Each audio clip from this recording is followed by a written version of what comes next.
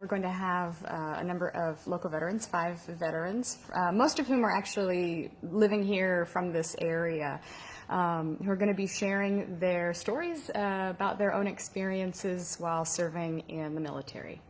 This project actually began in the United States. I'm an American national, and it began in 2013.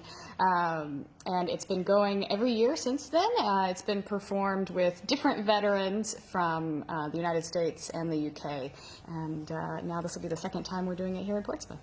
This project actually began because of my own relationship with my brother, who was a veteran of the United States Army and served in Iraq, and had a really difficult time talking about it when he got back. So what we try to do is to use theater as a tool to create space to tell stories, and in so doing to make change. We're actually using a number of people who are lecturers here at the University of Portsmouth, so as to really involve the university. So that necessarily means they're a little bit older, but our hope for the next year is that we would actually have more students who are themselves veterans. Again, you know, my brother was a veteran when he was 23 years old. So those are also the kinds of stories that the project has included and continues to include.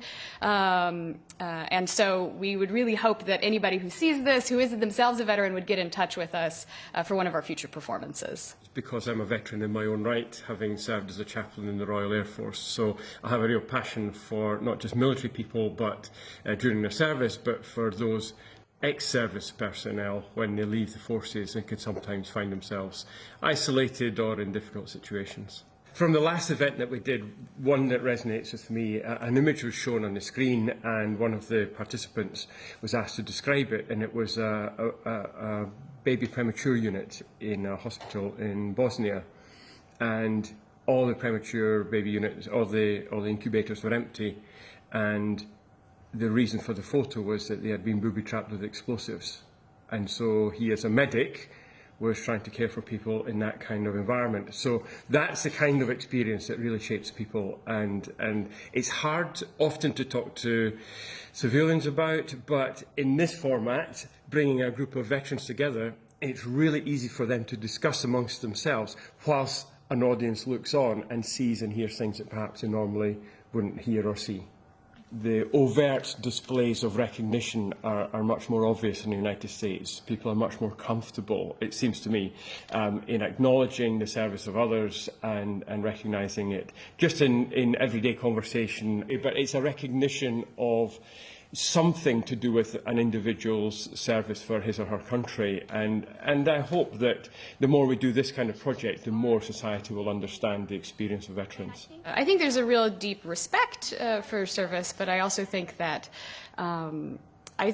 people in both the UK and the United States who are civilians really struggle to communicate with veterans, to understand what that experience is, and to even know how to begin a conversation. So in that sense, I think there's a real common thread between the two that the project cuts across. It is on November 9th at 7 p.m. On the University of Portsmouth campus. We are in the White Swan building, Studio 1, which is this great theater space that we're in right now. There will be tickets available at the door. It's a free event. However, if they'd like to follow us online, we also have a Facebook page. I think the message I would want to give to society at large is veterans are not just for Remembrance Sunday. Veterans live all year round, cope with the challenges, cope with the joys, cope with their lives, and I think we as a society need to remember that as well as acknowledging what they do on that very special day.